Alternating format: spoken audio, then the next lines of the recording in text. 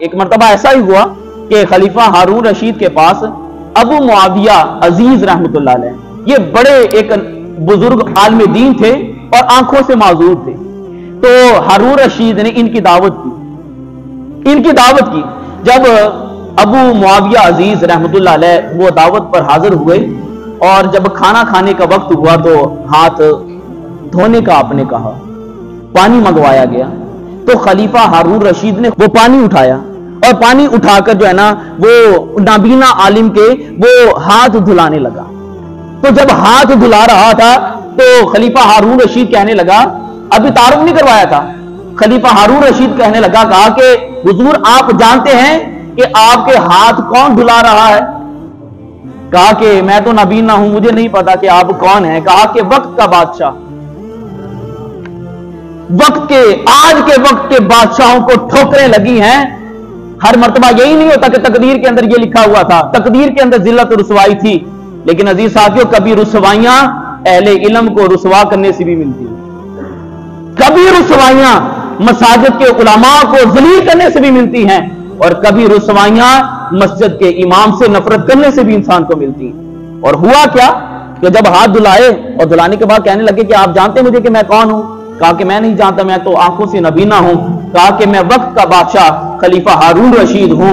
कहा आगे से अबू मुआविया अजीज क्या कहते हैं, कहा कि ए खलीफा हारून रशीद, तूने एक अहले इल्म को इज्जत दी है।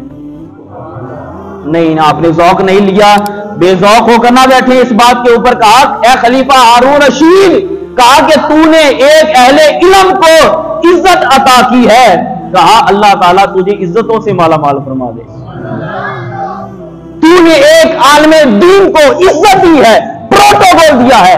आज किसी के पास इक़्तिदार हो, आज किसी के पास कोई मनसब हो, भाई वो तो आलिमे दीन से एक सलाम लेना भी गुवारा नहीं करता, लेकिन वक्त का खलीफा होकर वो हाथ धुला रहा है और एक नाबीना आलिम दुआ क्या दे रहा है, ए खलीफा तूने एक अहले इल्म को इज्जत दी है, अल्लाह तुझे भी इज्जतों से माला माल फरमा दे।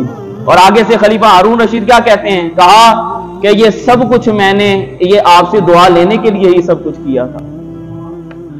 मैंने आपकी दावत की तो इसलिए दुआ मिलेगी आलिम की जुबान से।